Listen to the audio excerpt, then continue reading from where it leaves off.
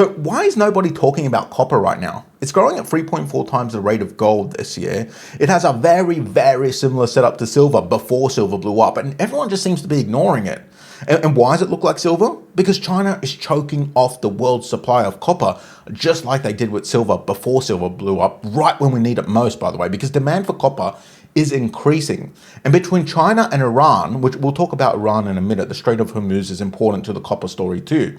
But between China and Iran, around 700,000 tons of copper production is just offline in a market that was already 300,000 tons short every year for the last few years. So you don't need to be an analyst to see how this thing is going to play out. And look, by the way, I'm not telling you copper goes up tomorrow, and I don't care if it dips next week or dips next month. This is a multi-year position for me. I'm adding copper as the third leg next to my silver and gold. So I'm going to hold silver, gold, and copper. Honestly, I'm going to have so much metal in my portfolio, I need to legally change my name to Magneto. That's such a dumb joke. So let's discuss why this is the cleanest of all metal setups right now. In case you don't know me, my name's Nick. I've been a professional investor and unprofessional trader for 24 years. Before I start, I'm not a financial advisor, and this is definitely not an inducement to buy or sell any assets. And as always, do not take financial advice from some random dude on YouTube. Today we need to discuss three things. Why is gold flat while copper is running? Why is the gap widening? And why I think copper will be the next silver.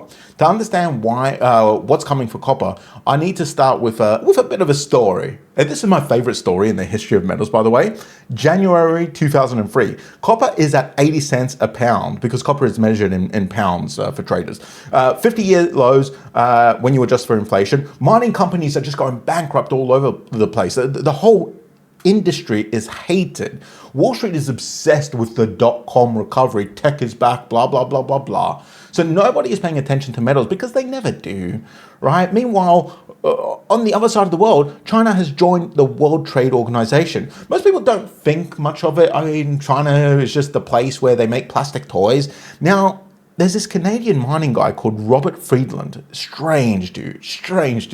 He used to live in an ashram with Steve Jobs in the 70s. I'm not making that up. It's insane. So Friedland owns a copper company called Ivanhoe Mines. And in 2003, while every fund manager on earth is buying tech, Friedland goes on television and says copper is the new oil. People literally just laughed at him. This is a running theme with metal stackers, by the way. You always get laughed at, but eventually the guys aping into tech bubbles end up broke while metal stackers hold true value. Anyway, whatever.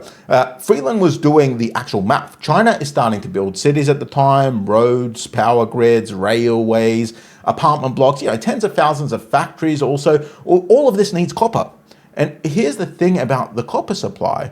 You can't just turn on a copper mine. The major mines in 2003 were the same major mines that existed like 10 years earlier in 1993.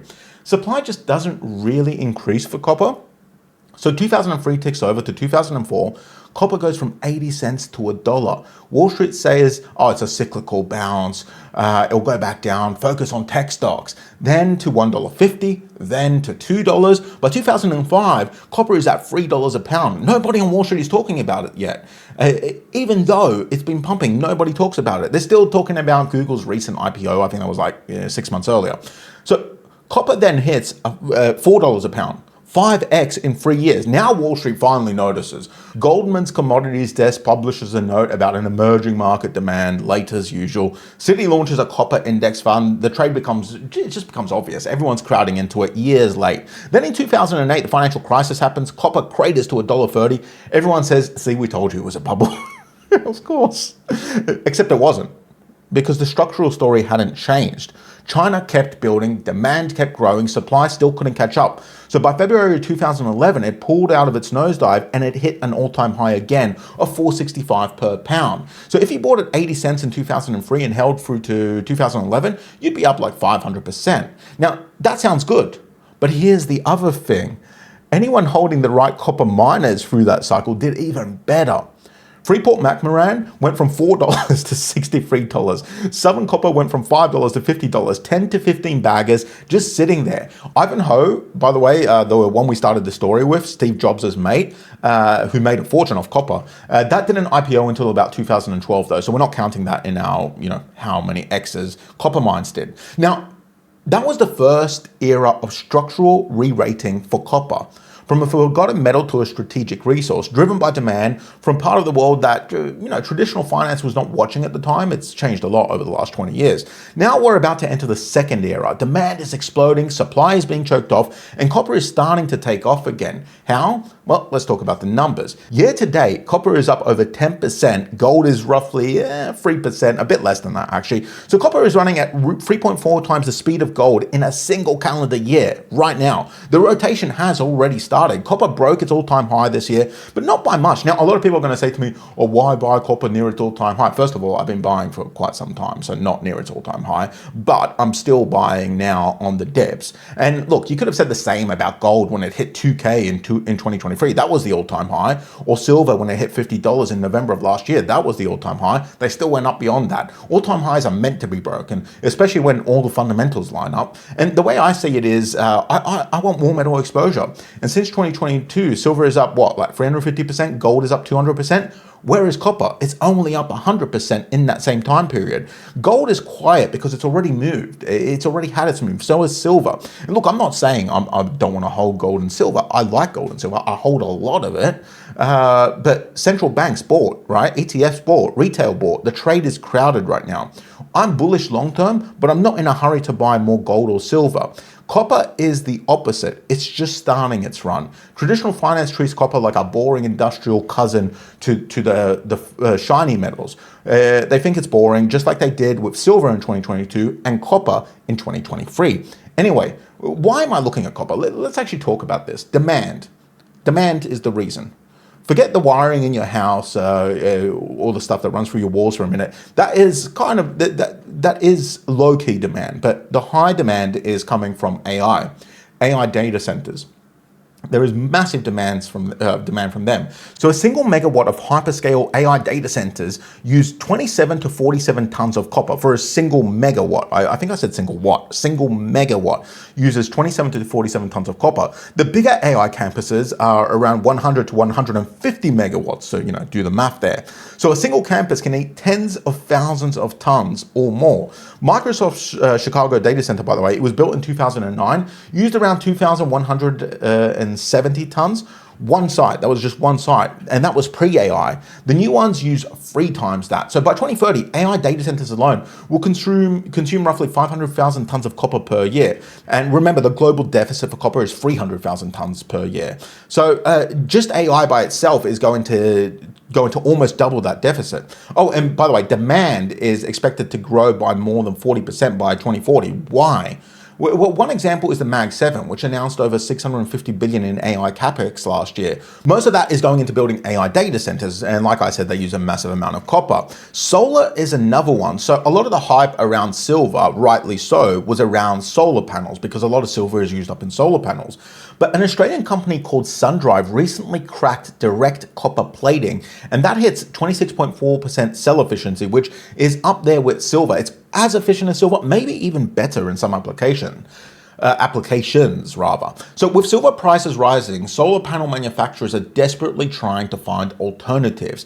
While we can't be sure these will hit the market anytime soon, when they do, it will increase demand for copper. If you think about it, copper is about 100 times cheaper than silver and roughly 1,000 times more plentiful. So the solar industry switching from silver to copper isn't a maybe, it's already happening, and it's really just a matter of survival. I'll give you an example. So if you get Solar Company 1 and they charge 10K per solar panel, I'm making up these numbers, and it's 27% efficiency on that solar panel. Then Solar Company 2 comes out and charges 7K, 3K less, and it's 26.4% efficiency. A lot of people are just going to go for option 2 because it's significantly cheaper and the efficiency isn't that different. Plus, also EVs. And then you got grid upgrades, plus everything else we're electrifying around the world. S&P Global puts global copper demand at 42 million tons by 2040, 50% above where we're at now.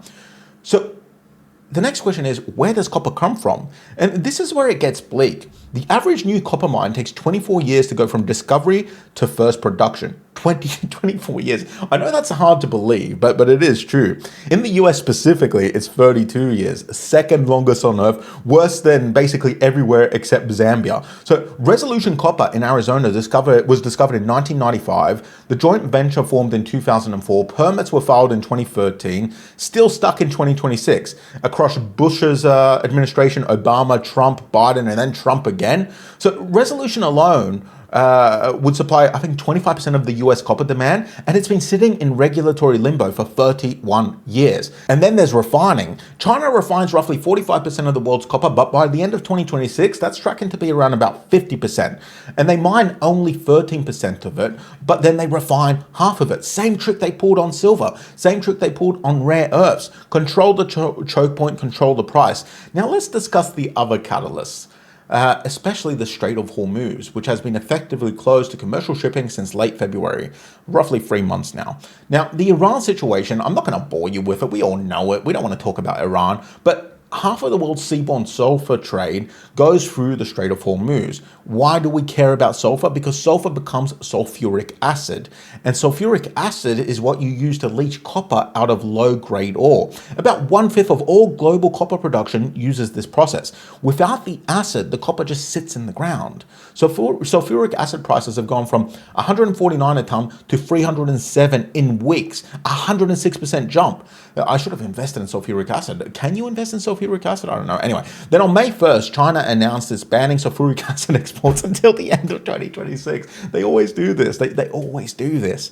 China makes more than 40% of the world's sulfuric acid. So the global copper industry just lost its biggest supplier and its main shipping route in the same quarter. So industry estimates are that this puts around 500,000 to 700,000 tons of copper production at risk, on top of the already existing deficit of 304,000, on top of the AI data centers requiring a lot more. So China's just pulling the same playbook as silver. China knows what it's doing. So where does that leave price? Well, copper is kind of funny because almost every 2026 target from the banks that was set, they mentioned that in 2025 has already been hit. Goldman Sachs forecast 10,700 in the first half of 2026, then copper touched 14,500. Citi called 13,000 a ton by Q2 of 2026, and obviously copper has blown through that. It went to 14,500. Then JP Morgan, the same JP Morgan who paid $920 million for manipulating precious metals markets, called for, I think, 12,000 a ton on average for 2026, with a Q2 peak of 12,500. The Q2 peak was, once again, 14,500. So when JP's commodity desk is publishing those $12,000 targets for clients, their proprietary book is positioned a lot higher than that. I mean, allegedly anyway. So every short-term target is in the rearview mirror so far. The forecast worth watching is Goldman's long-term call, 15,000 a ton by 2035. But how I look at it is these banks will always say, oh yeah, it's going to go to 15K, but in reality, it's probably going to go further because they're just trying to position themselves and they're trying to temper expectations. Demand is overtaking supply, right? That's what's happening. And remember 2003. This is why I mentioned it at the start of this video. 2003 to 2011, the setup that pushed copper up like 500%. The trigger this time is bigger than China industrializing. 100 megawatt data centers while electrifying everything else on the planet. And also China is contributing to this in a different way this time by choking off supply. So my personal target, I'd be surprised if we don't see 20,000 a ton before 2030. Look, I could be wrong. I've been wrong many times before. But the structural case is the strongest I've seen in any metal since silver. Okay, so how do we actually play this? Or how am I playing this? Step one, it's just be okay with waiting. I'm not saying that copper won't dip from here or that it'll go flying up next month. It might take a while. I'm just stacking and waiting. It is boring, but it has served me well for like 25 years, this strategy. So I'm just going to keep doing it. Step two, no leverage, no exceptions to this rule. I'm not buying copper with leverage. I'm positioning over time on the dips. Honestly, if it goes down from here, I'm happy because it allows me to buy more. Step three, and this is the awkward bit that I know a lot of you probably won't like. The spot price for copper is roughly like what? I'm doing it in my head. It's roughly about 40 cents per ounce-ish, something like that. Maybe 42, whatever. The cheapest 1 ounce copper coin that I found is about $4. And I haven't looked very hard, but That's roughly what it is. That's a 10 times premium just to own physical copper. For silver and gold, the premium is like 5, 10, 20%, depending on where you're buying from. For copper, it's 1,000%. If you want to fill your bunker or your garage with copper bullion, you're paying 10 times spot. It's just not a viable play, unfortunately. And sorry, copper stackers, the math is the math, right? So exposure goes through miners, the big diversifieds, pure play copper companies also, some smaller developers if you can stomach that kind of volatility, and a few ETFs. And I know, I don't like ETFs, I know, but it's just the reality. I don't want to buy copper bullion at 10 times the price and find space for literally 5 tons of copper in my garage. My garage is not that big, and I don't think my wife would appreciate it. And look, I'm not recommending specific names. Do your own work. Talk to a registered advisor. And remember, copper miners get smashed harder than metal in a recession, which is why we need to talk about the risks, right? There are 3 big risks with copper. First, a real recession, which I think might come sooner or later. Copper is the most economically sensitive metal we have. If a recession hits before the deficit fires, copper drops first and it drops hardest. But the counterweight is the multi-year horizon. And remember how I said that it dumped in 2008, the 2008 recession? Then it went flying up for the next few years and it hit a new all-time high by 2011. So it dumps hard, but it can also recover pretty hard. Second, China dumps reserves. That's another big, scary potential. The Chinese State Reserve Bureau is sitting on around about 1.5 to 2 million tons of strategic copper. That's analyst estimates. Nobody knows exactly though. If China dumps, the price crashes short term. So that's definitely a risk. But it doesn't change the long-term math in my opinion. Third, a genuine supply unlock. Maybe new mines ramp up faster, maybe a deal on a resolution. It's always possible. But the 24-year mine timeline says even if it happens, the new copper supply probably won't show up for a decade. So that's the copper case. Multi-year position, structural deficit, supply shocks firing off right now, banks quietly aligning on that $13,000 to $15,000 a ton target over the next decade. But, my target is a bit higher than that. And almost nobody in retail is talking about it yet. But, that is why it's up more than gold and silver. Few are ready for it. Few are ready. Anyway, hop into my free Discord. Links below. I'll see you in the next one.